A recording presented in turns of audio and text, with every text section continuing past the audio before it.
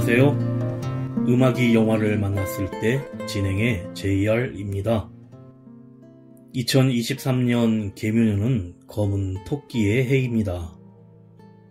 설 명절을 지내며 토끼는 어떤 동물일지 궁금한데요.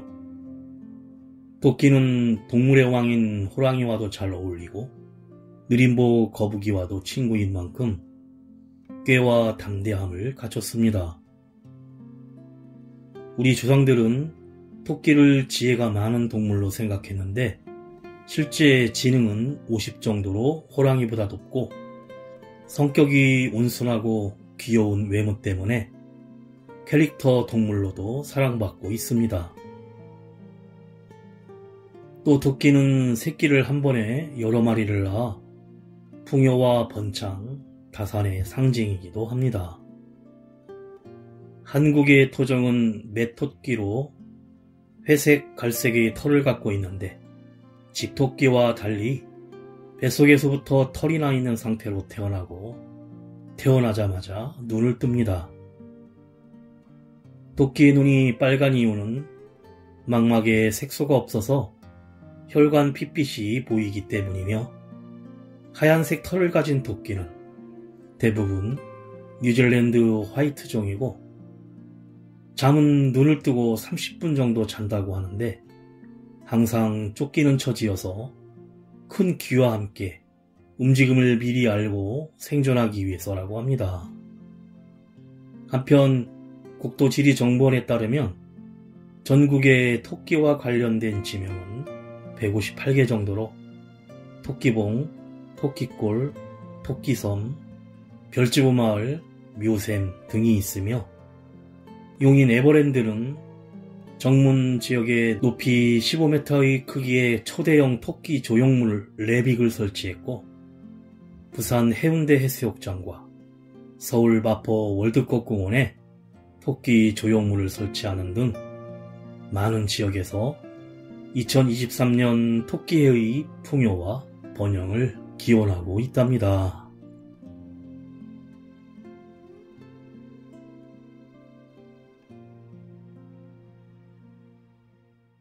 음악이 영화를 만났을 때 오늘 소개해드릴 영화는 지난 11월에 개봉한 사극 스릴러 영화 올빼미입니다. 맹인이지만 뛰어난 침술 실력을 지닌 천경수는 궁궐의 어이 이형익에게 그 재주를 인정받아 내의원으로 들어가게 됩니다.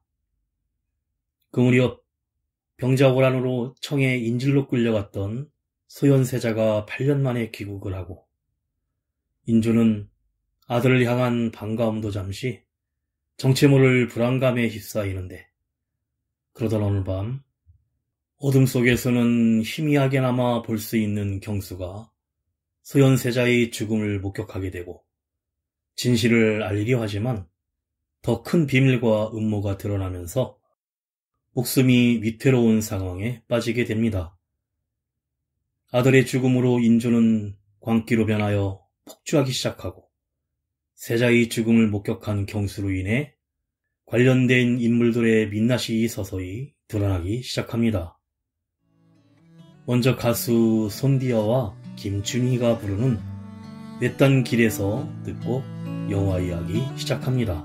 너와 같이 걸어줄게 외딴 길에서 내가 함께 울어줄게 슬픔 속에서 누더기 같은 삶 속에 장미 같았던 향기 나는 너로 인해 미소 지었다. 더 높이 날고 싶어서 너를 품에 안고 더 멀리 가고 싶어서 내 미래를 위해 길었던 아픔 혼자였던 날들 되돌릴 순 없지만 함께 해주고 싶어. 너와 같이 걸어줄게 외딴 길에서 내가 함께 울어줄게. 슬픔 속에서 여전히 우린 두렵고 어려웠지만 너의 눈에 감춰있는 보물을 봤다. 계절은 또 돌고 돌아 온 땅을 먹이고 미랄은 흙 속에 묻혀 열매를 맺겠지. 길었던 슬픔 움츠렸던 날들 헤아릴 순 없지만 안아주고 싶었어. 너와 같이 걸어줄게. 외딴 길에서 내가 함께 울어줄게. 슬픔 속에서 무더기 같은 삶 속에 장미 같았던 향기 나는 너로 인해 미소 지었다. 지난 시간 걸어왔던 발자국 언젠가 뒤돌아봤을 때 너의 뒤를 끝까지 지키며 걸었던 내가 있었던 걸. 너와 같이 걸어줄게. 외딴 길에서 내가 함께 울어줄게. 슬픔 속에서 세상이 여전히 아프게 해도 네 손 놓지 않고 있는 나를 잊지 마. 내가 함께 울어줄게. 슬픔 속에서 너와 같이 걸어줄게. 외딴 길에서. 세자는 본국에 돌아온 지 얼마 안 되어 병을 얻고 수일 만에 죽었는데 이목구비의 7구멍에서는 모두 선혈이 흘러나오므로 마치 약물에 중독되어 죽은 사람과 같았다.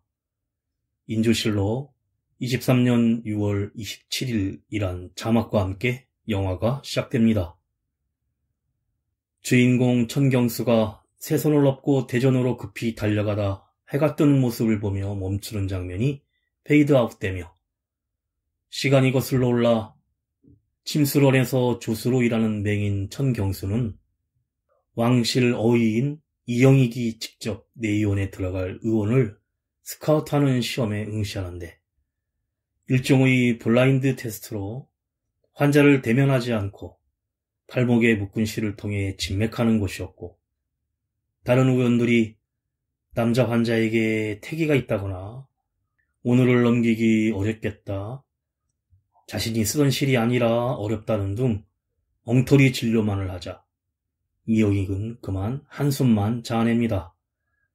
결국 포기하고 돌아가려던 찰나에 맹인 천경수가 고도로 발달한 청각을 이용하여 필기직적인 발소리와 가쁜 숨소리를 통해 중풍 환자임을 단박에 알아내고 더욱이 처음부터 실로 진맥을 하고 처방을 내린 것 자체가 말이 안 된다는 소신 발언에 이어 환자에게 침을 놓아 마비됐던 발의 감각을 되살리자 이에 만족한 이영익은 천경수를 내의원으로 발탁합니다.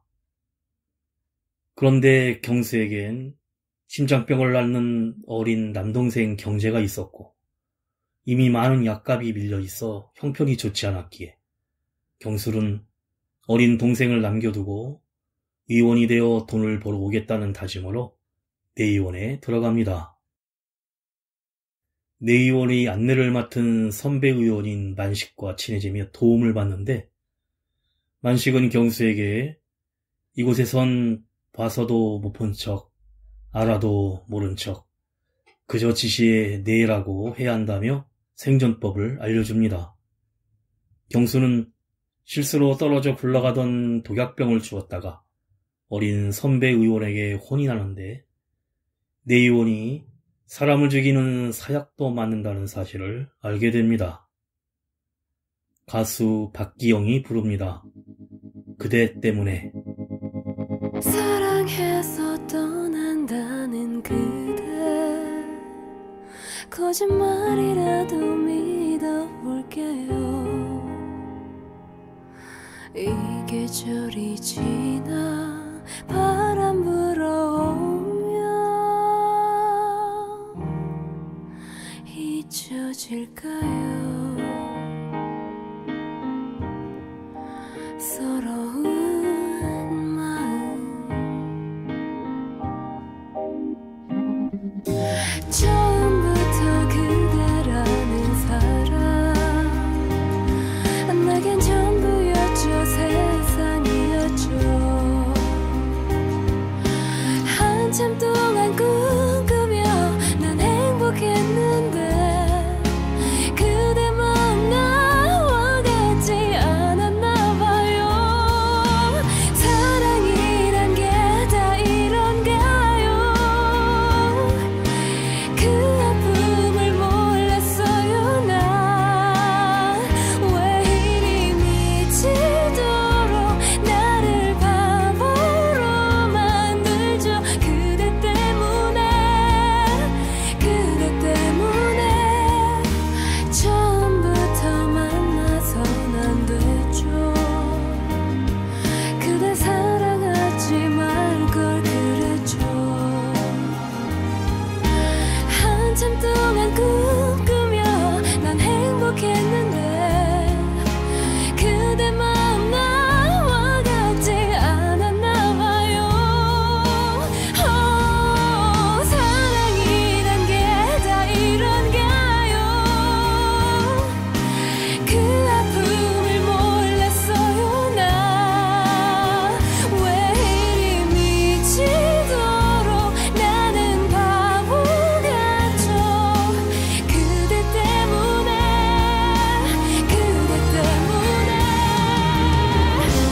떠나간 자리에 남겨진 내 모습 바보 같다면서 그대 나쁜 사람이라네요.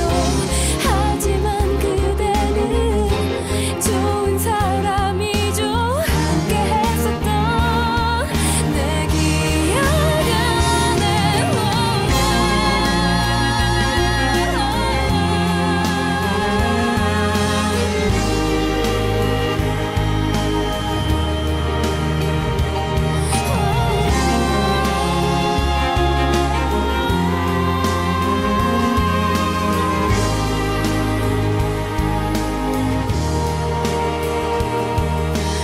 영원히 내 곁에 있겠다고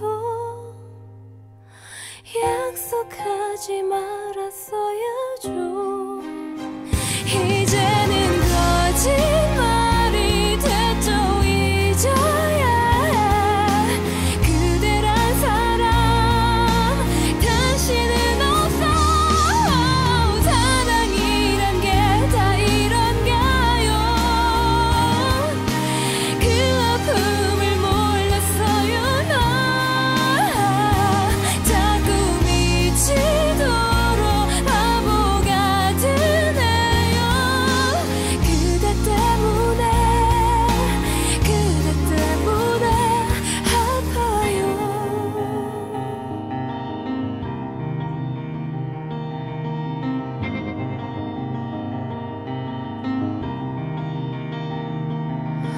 이 계절이 지나 바람 불어오면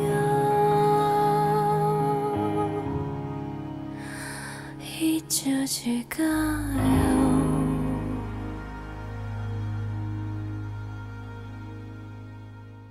밤샘 당직을 서는 날 만식이 등불을 모두 끄고 나가자 경수의 눈에 동공이 열리더니 앞이 보이는 사람처럼 자유롭게 책을 보기 시작하는데 사실 그는 밝은 곳에서만 맹인이었고 어두운 곳에서는 앞이 살짝 보이는 주맹증 환자였습니다. 그 덕에 경수는 당직을 서면서 동생 경제에게 편지를 쓸 수도 있었고, 어린 선배 의원이 괴롭히려고 약재 분류를 맡겨도 야간에 눈으로 보면서 업무를 완벽하게 처리해 놓으며 놀라게 하지만, 주맹증인 것은 비밀로 하여 궁에서는 모두 완전 맹인으로 알고 있습니다. 얼마 후 병자호란 때 청나라에 볼모로 잡혀간 소현세자와 강빈이 8년 만에 귀국한다는 소식이 전해지고, 뒤이어 경수는 이영익의 지시로 소용 조씨에게 침을 놓는데, 맹인인지라 자연스럽게 상의를 모두 탈의하고 침을 맞습니다. 경수는 돌아가다 담장 옆에서 소변을 실수해 바지를 말리고 있던 원선과 마주치지만, 찾아다니던 궁녀들에게 소경이라 보지 못했다고 하여 원선을 숨겨주는데, 원선은 자기처럼 부모의 얼굴을 한 번도 본 적 없다는 경수와 서로 동질감을 느낍니다. 드디어 소현세자가 백성들의 환호를 받으며 청나라 사신과 함께 궁궐에 당도했지만, 인조는 아프다는 핑계로 나가지 않고, 들떠있던 원소는 권례 분위기가 아버지 소현세자를 환영하는 인파가 없이 썰렁하자 당황합니다. 그러자 영의정 최대감이 여러 대신들과 함께 인조의 처소로 찾아가 단체의 사직을 언급하며 세자와 사신을 맞이할 것을 강하게 추청하여 결국 인조는 밖으로 나와 소현세자를 맞이하는데, 그간 고생이 많았다 다독여주고 원선도 꿈에 그리던 아버지와 어머니를 보며 눈물에 상봉을 합니다. 그런데 뒤이어 말을 타고 나타난 청나라 사신이 황제의 칙서를 읽는데 소현세자에게 통역하라고 명령합니다. 소현세자는 아버지 인조가 무릎을 꿇고 있는 상황에 감히 일어서서 통역할 수 없다고 거절하지만, 청나라 사신이 직서를 안 받겠다면 황제에게 보고하겠다고 돌아가려 하자 소현세자는 어쩔 수 없이 통역을 시작합니다. 만주어를 통역한 황제의 칙서 내용은 인조를 폐위시킬 수도 있지만 소현세자를 봐서 특별히 용서하며 여차하면 네 아들을 왕으로 올릴 수 있다는 내용이었습니다. 이런 말을 전해야 하는 소현세자의 심정은 참담하였고, 한편으로 인조는 현기증까지 일으키며 굴욕을 느낍니다. 가수 임한별이 부릅니다. 이별할 이유가 너무 아파.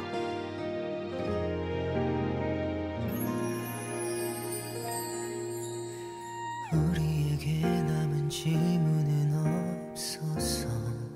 할 말도 없고 어색한 공기에 필요 없는 말도 했어. 평소 하던 인사를 마지막으로 하던 그런 네가 미워서 웃어보았어. 이별한 이유가 너무 아파. 차라리 내 잘못이면 미안하단 말이라도 할 텐데 그러지 못해. 사랑한 이유가 너무 많아. 지울 수 없어도 또 반복될 거라 알아. 그래서 잡을 수 없어. 내일도 같이 걷자 했던 마음도 사라진 거야. 힘에 겨운 우리 여기까지인 거야. 이제 불편했던 감정도 모두 내려놓을게.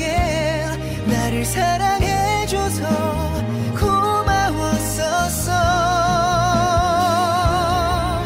이별한 이유가 너무 아파. 차라리 내 잘못이면 미안하단 말이라도 할 텐데 그러지 못해.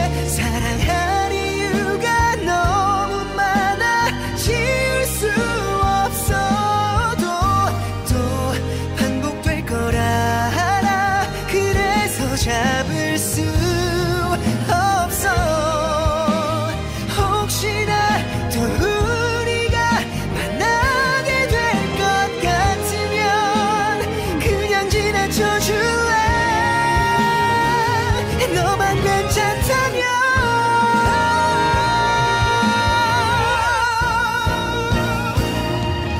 우리가 도착한 이곳에는 잊고 있던 기억들이 미소를 띄우며 잘 가라 하네.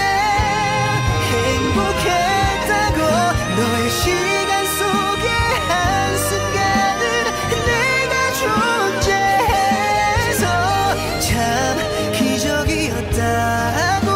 넌 그런 사람이라고.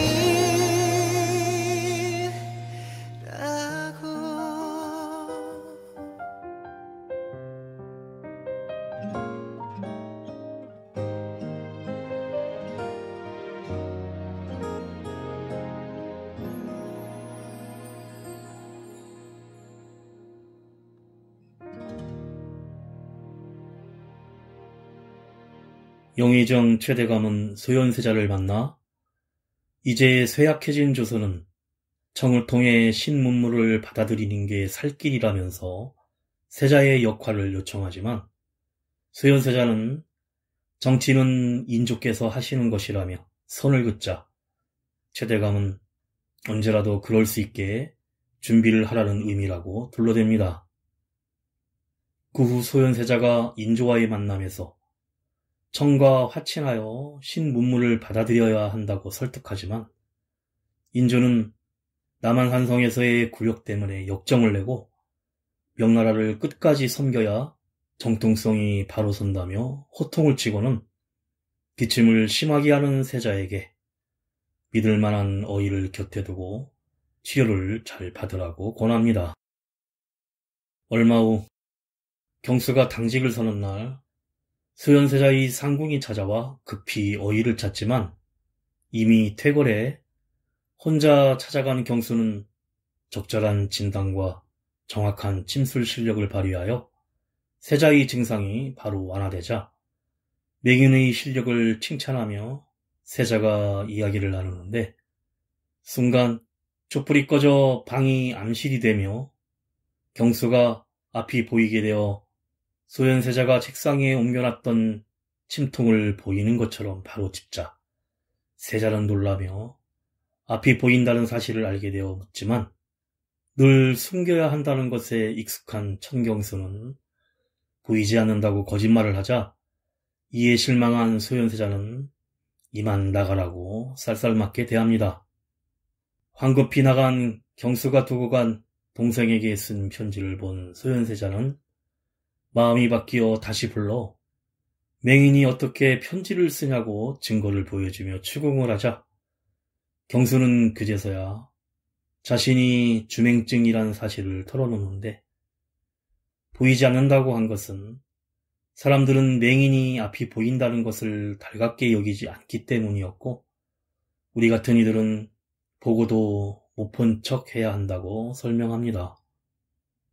그리고 세자가 너무 올곧게 사셨기에 병이 생긴 것이라고 하자 소현세자는 경수에게 안 보고 사는 게 몸에 좋다고 하여 눈을 감고 살면 안 되고 그럴수록 눈을 더 크게 뜨고 살아야 한다며 동생에게 쓴 편지에 틀린 글씨가 많다면서 청에서 가져온 확대경을 선물하고 또 동생을 위한 귀한 약재도 하사합니다.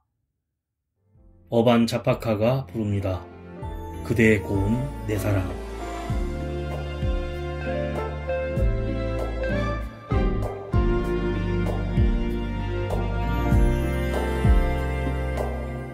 세상에 지쳐가던 내게 그대는 다가와 가물어 갈라진 가슴에 단비를 주었죠. 잊었던 희망의 노래가 새록새록 솟고 그대 그리며 사는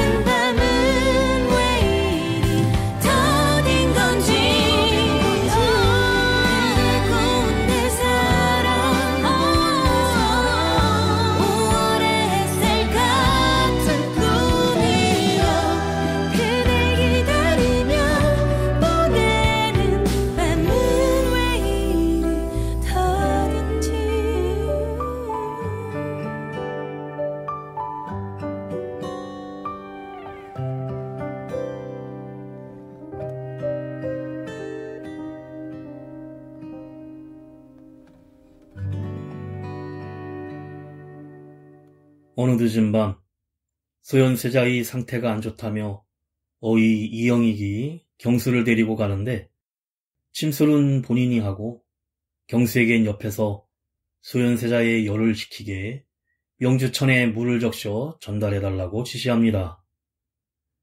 그러던 중 경수는 명주천의 냄새가 뭔가 이상하다는 걸 깨닫고 그 순간 바람에 촛불이 꺼져 방이 암실이 되며 경수의 눈이 보이게 되는데 놀랍게도 소현세자가 눈, 코, 귀, 입, 얼굴 모든 곳에서 피를 쏟고 있었고 물을 적신 천도, 손도 피투성이인데 이영익의 침들은 모두 독약이 든 병에 담겨 있고 계속 피를 닦고 있는 모습에 충격에 빠집니다.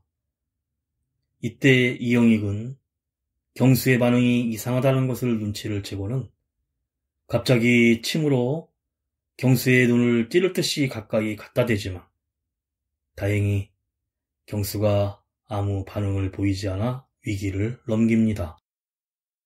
이영익은 경수와 함께 소현세자의 침소를 나온 뒤 세자의 상궁에게 상태가 호전되어 이제 막 잠이 드셨으니 탕제는 아침에 드리라고 말하며 떠납니다. 돌아온 경수는 너무도 엄청난 광경을 목격한 터라 극도로 두려워하면서도 세자를 구하지 못한 죄책감에 다시 해독제를 들고 창문을 통해 소현세자의 침소에 들어가지만 이미 소현세자는 사망한 상태였습니다. 이때 이영익은 피 묻은 수건을 불에 태우고 마지막으로 자신이 쓴 독침도 버리려고 하다 침이 하나 모자란다는 걸 발견하는데 세자의 정수리에 놨던 침을 미처 회수하지 못한 것으로 세자를 살펴보던 경수가 그 침을 발견해 증거물로 가져갔고 황당한 이영익이 뒤늦게 세자의 상태를 살피겠다는 핑계로 침소로 다시 들어오자 경수가 급히 창문을 통해 도망 나가다가 가구의 경첩에 허벅지를 깊게 긁혀 상처를 입고 맙니다. 눈치를 챈 이영익은 소리를 지르며 소란을 일으키며 궁궐이 발칵 뒤집히고 누군지 모를 범인이 창문으로 나갔고 독살범이라고 수배가 내려집니다.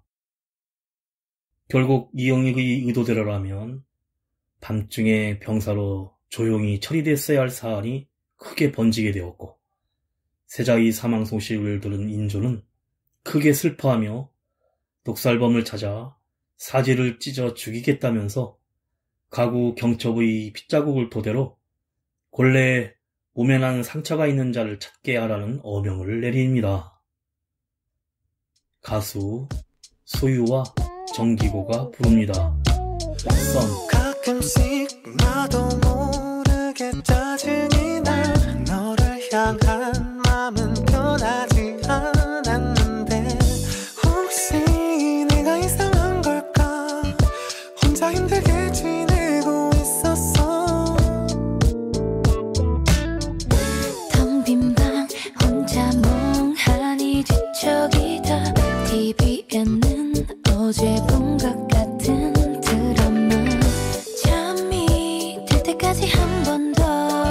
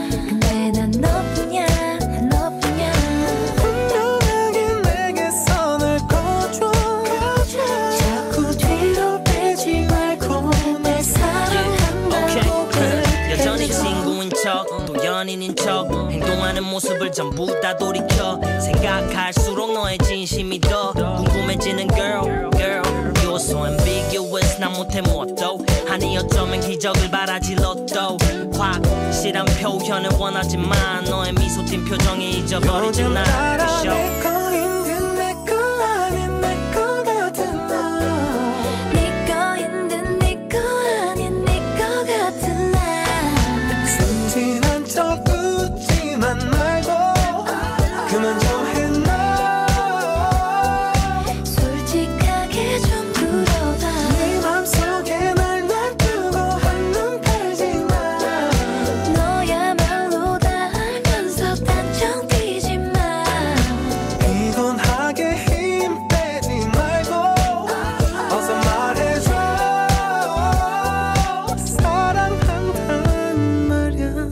간신히 도망쳐온 경수는 이영익이 범인이다라는 내용의 투서와 독침을 함께 소현세자의 부인인 강빈의 침소에 몰래 남기려다가 들키고 마는데 이때 경수가 꺼내 보여준 확대경을 보고는 소현세자가 믿고 있었던 사람임을 깨달아 경수의 진술을 믿기로 하며 자신이 직접 인조를 만나 고할 테니 그동안 누구에게도 잡히지 말라고 경수에게 신신당부합니다.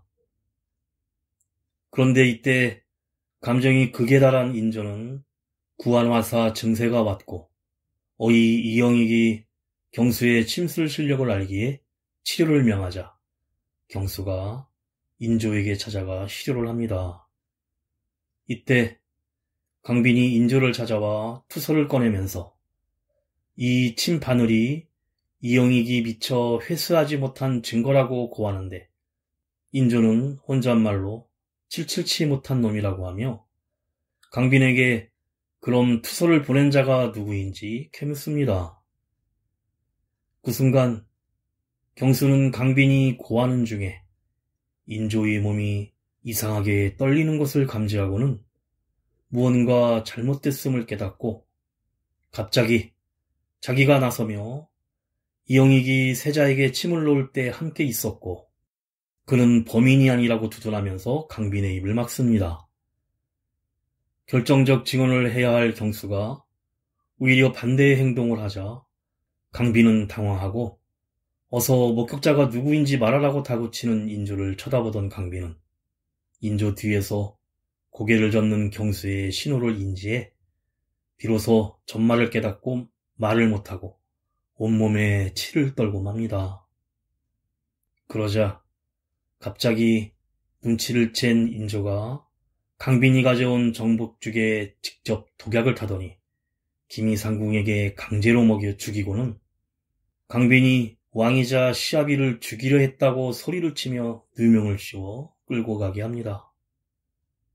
장면이 전환되며 인조와 소영조 씨가 이영익에게 일 하나 똑바로 못하냐면서 다그치는데 진실은 이영익에게 소현세자 암살을 지시한 사람은 바로 인조 본인이었고 목격자를 알아내 제거하기 위함이었으며 인조는 이영익에게 그동안 암살 지시 편지를 제대로 태웠냐면서 혹시 몰래 남겨 훗날 보험으로 사용하려는 거 아니냐고 다그치자 이영익은 당연히 태웠다고 대답하자 배신하면 너와 네 가족을 모두 죽여버릴 것이라며 광적인 모습을 보입니다.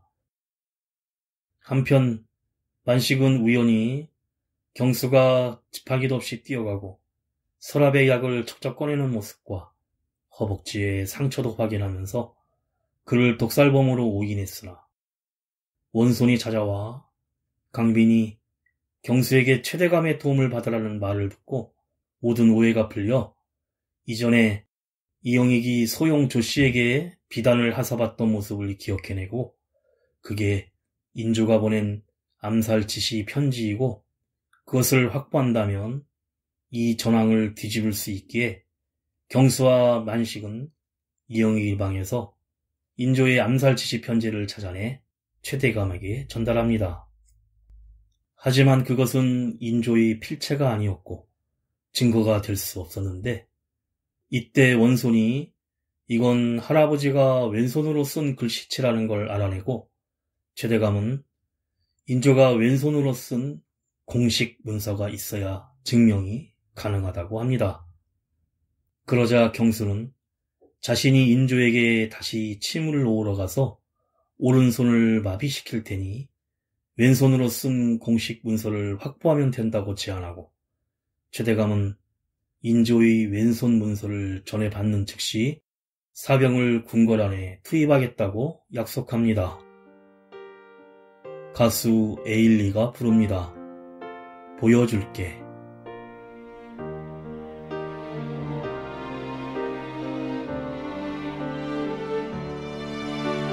내가 사준 옷을 걸치고 내가 사준 향수를 뿌리고 지금쯤 넌 그녀를 만나 또 웃고 있겠지. 그렇게 좋았던 거니 날 버리고 떠날 만큼 얼마나 더 어떻게 더 잘해야 한 거니. 너를 아무리 지울래도 함께한 날이 얼마인데 지난 시간이 억울해서 자꾸 눈물이 흐르지만 보여줄게 완전히 달라진 나 보여줄게 훨씬 더 예뻐진 나 바보처럼 사랑 때문에 떠난 너 때문에 울지 않을래. 더 멋진 남자를 만나 꼭 보여줄게 너보다 행복한 날. 너 없이도 슬프지 않아 무너지지 않아. Boy you gotta be aware. 라라라라라. 산뜻하게 머리 바꾸고 정성 들여 화장도 하고 하이힐에 짧은 치마 모두 날 돌아봐. 우연이라도 널 만나면 눈이 부시게 웃어주면 놀란 네 모습 뒤로 한 채 또각또각 걸어가려 해. 보여줄게 완전히 달라진 나 보여줄게 훨씬 더 예뻐진 나 바보처럼 사랑 때문에 떠난 너 때문에 울지 않을래. 더 멋진 남자를 만나 꼭 보여줄게 너보다 행복한 날. 너 없이도 슬프지 않아 무너지지 않아. Boy you gotta be aware. 네가 줬던 반지를 버리고 네가 썼던 편지를 지우고 미련 없이 후회 없이 잊어줄 거야. 너를 잊을래 너를 지울래. 보여줄게 완전히 달라진 나 보여줄게 훨씬 더 예뻐진 나 바보처럼 사랑 때문에 떠난 너 때문에 울지 않을래. 더 멋진 남자를 만나 꼭 보여줄게 너보다 행복한 날. 너 없이도 슬프지 않아 무너지지 않아. Boy you gotta be aware. 라라라라.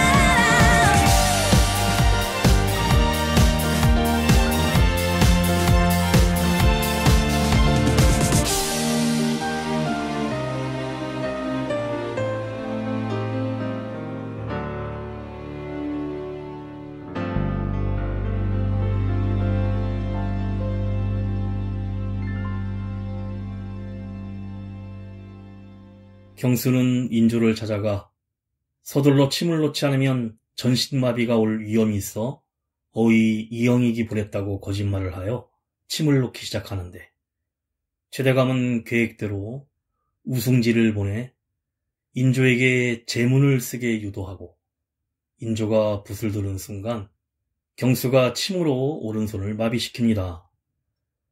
인조는 오른손에 붓이 쥐어지지 않자 짜증스러워하며 안 쓰겠다고 하지만 우승지가 계속해서 지금 재문을 전달해야 한다고 다그치자 결국 왼손으로 재문을 쓰고 옥새를 찍으려는 순간 이영익이 궁궐로 들이닥쳐 소현세자 창문 앞길에 난 발자국과 지팡이 자국을 발견하고 경수가 목격자라고 고하자 인조는 천경수의 허벅지에 상처를 발견하고는 최대감이 시켰냐며 재문을 구기려고 하는데 그 순간 경수는 대담하게도 인조의 모든 신경이 마비되는 혈에 침을 넣어 인조가 꼼짝 못하도록 만들어 문서에 직접 옥새를 찍고 챙겨 달아납니다. 심한 경비 속에 별감 옷으로 변장해 무사히 경비를 뚫고 최대감에게 문서를 전달하자 최대감은 옥새가 찍힌 문서의 필체와 이영익에게 보낸 밀서가 서로 일치함을 확인 후 궁궐을 나갈 수 있는 통행표를 경수에게 주어 밖으로 빠져나가는데 문지기들의 대화에서 원손이 아파 이영익이 치료하러 갔다는 말을 듣고 불길한 예감에 경수는 다시 궁궐 안으로 달려갑니다. 원손의 침소에 가보니 아니나 다를까 이영익은 침술로 원손을 죽이려 하고 있었고 분노한 경수는 이영익에게 달려들어 사용하던 톡침을 눈 위에 찔러 쓰러뜨리고 정신을 잃은 원손을 등에 업고서 밖으로 나갑니다.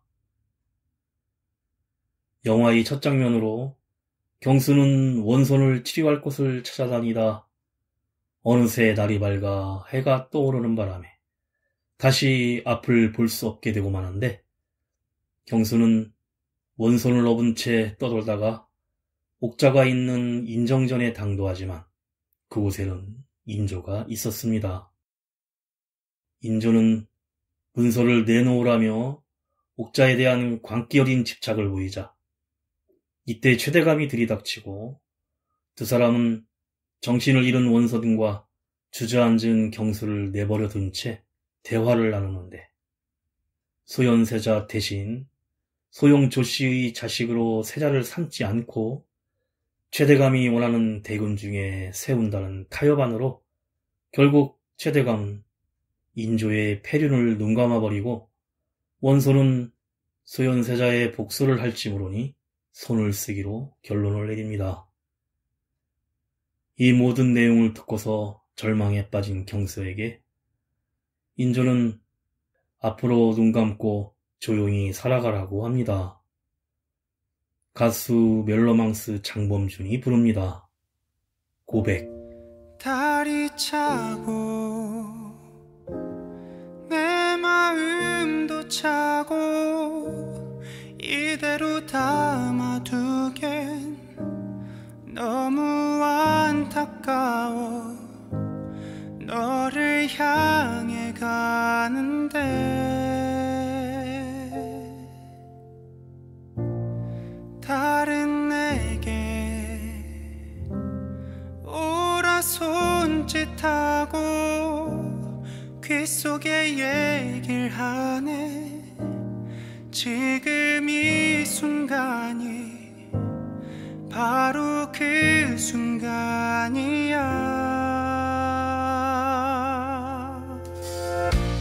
제일 맘에 드는 옷을 입고 노란 꽃 한 송이를 손에 들고 널 바라보다 그만 나도 모르게 웃어버렸네 이게 아닌데 내 맘은 이게 아닌데 널 위해 준비한 500가지 멋진 말이 남았는데 사랑한다는 그 흔한 말이 아니야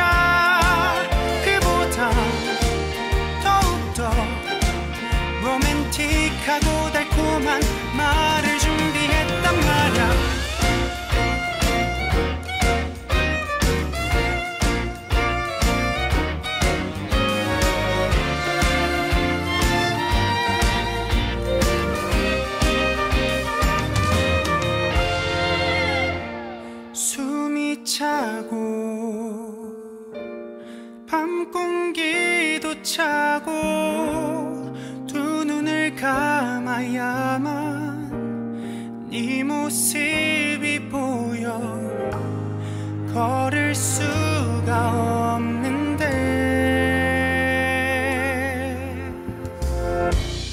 구름 위를 걷는다는 말이 과장이 아니란 걸 알게 됐어 널 알게 된 후부터 나의 모든 건 다 달라졌어 이게 아닌데 내 맘은 이게 아닌데 널 위해 준비한 500가지 멋진 말이 남았는데 사랑한다는 그 흔한 말이 아니야 그보다 더욱더 로맨틱하고 달콤한 말을 준비했단 말야 날 봐줘요 내 말을 들어봐줘요 아무리 생각을 하고 또 해도 믿어지지 않을 만큼 사랑해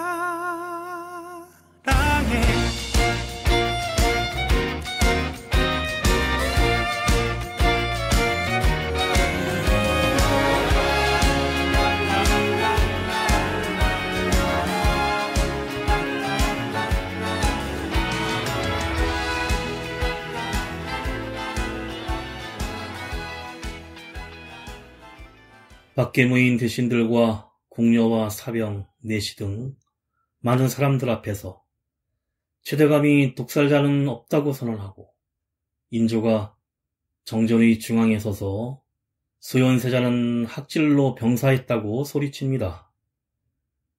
끝내 세자의 원통함을 밝히지 못한 경수는 밖으로 나와 얼이 빠진 모습으로 사람들에게 제가 보았습니다. 제가 세자제와께서 독살당한 걸 봤습니다. 주상이 이영익을 시켜 세자 저하를 독살했고 그 증좌를 지금 최대감이 갖고 있습니다.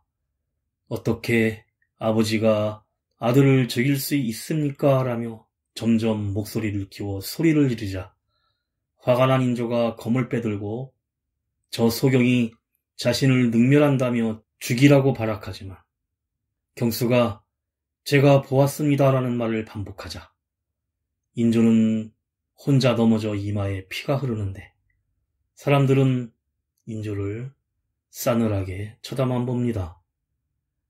이미 사람들은 무엇이 진실인지 파악한 상태였고 인조의 폐륜에 왕의 권위는 바닥에 떨어져 아무도 어명을 듣지 않고 있습니다. 얼마 후 강비는 누구의 도움도 받지 못한 채 사약을 받아 죽고 일족은 멸문지화를 당했으며 원손 석철 또한 제주도로 유배되어 쓸쓸히 죽었다는 자막이 흐릅니다. 한편 맹인 천경수도 마찬가지로 참수될 상황이었지만 집행하려던 내금위가 옥에서 칼을 내리더니 내금위장에게 우리 모두가 보지 않았습니까? 라고 하자 그 자리에 있던 다른 내금위들도 말없이 고개를 떨구고 결국 합심하여 몰래 경수를 살려줍니다. 4년 후 경수는 고을에서 문정성시를 이루는 유명한 심술사로 이름을 날리고 동생 경제도 건강한 모습으로 형의 일을 도와주는데 반면 궁궐안의 인조는 아무도 없는 대전에서 계속 저놈이 날 죽이려 한다는 혼잣말을 하면서 극도의 정신병적인 모습을 보이고 있습니다. 그러던 중 유명세를 날리고 있던 경수는 인조의 병을 치료하기 위해 궁으로 불려가게 되는데 경수의 얼굴을 알아보자마자 인조는 이놈이 날 죽이려고 한다고 외치지만 원래 평소 하던 말이라서 내시들은 대수롭지 않게 여기고 병으로 몸도 움직일 수 없는 상태의 인조는 그렇게 경수의 침을 그냥 받았고, 무엇이 보이십니까? 라고 묻자 인조는 정신이 혼미해지면서 시야가 어두워집니다. 그리고 인조의 사망이 선포되고 내시가 경수에게 사인을 붙자 4년 전 인조가 소현세자를 암살하고 학질이라고 했던 것처럼 똑같이 학질이라 대답합니다. 이렇게 굳은 표정으로 당당하게 궁을 걸어나서는 천경수의 얼굴을 보여주며 영화가 끝이 납니다.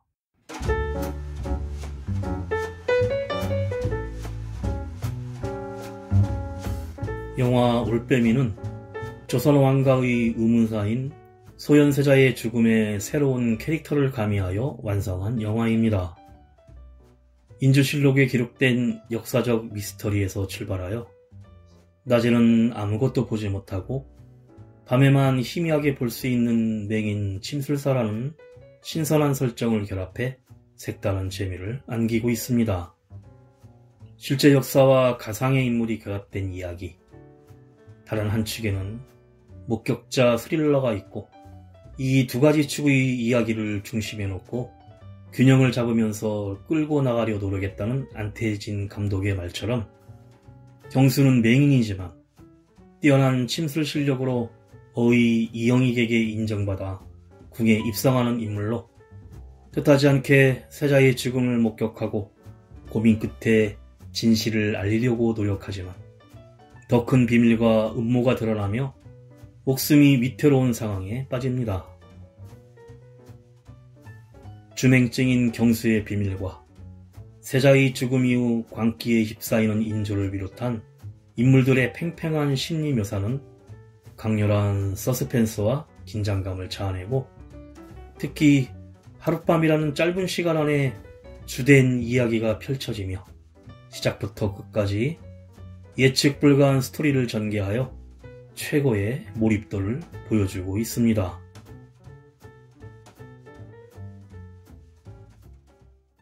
음악이 영화를 만났을 때 오늘 소개해드린 한국 사극 스릴러 영화 올빼미였는데요.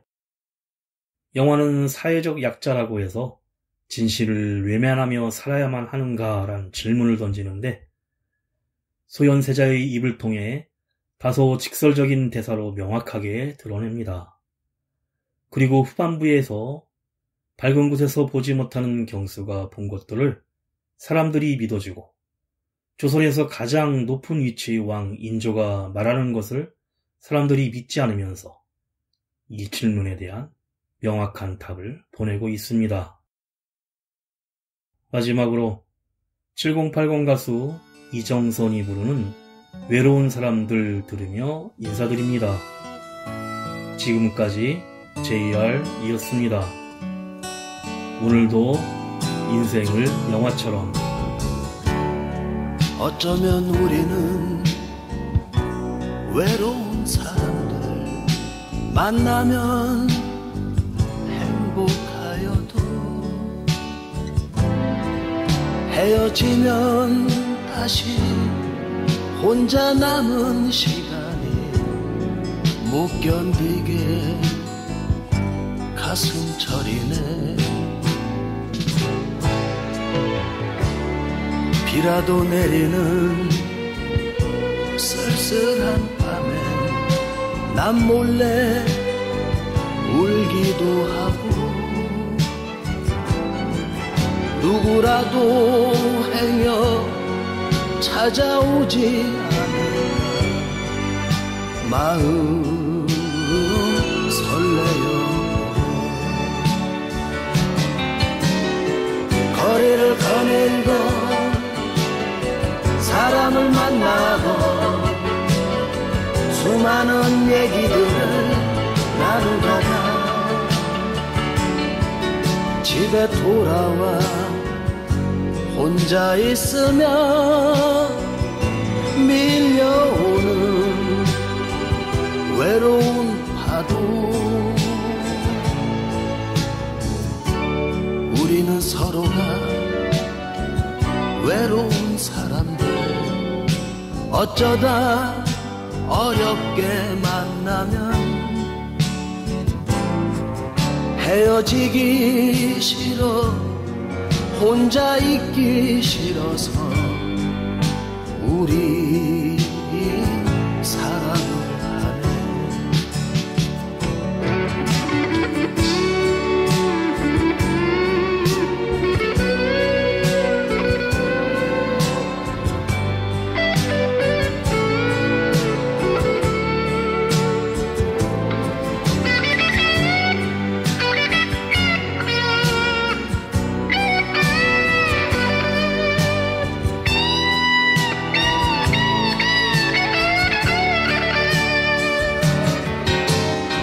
거리를 거닐고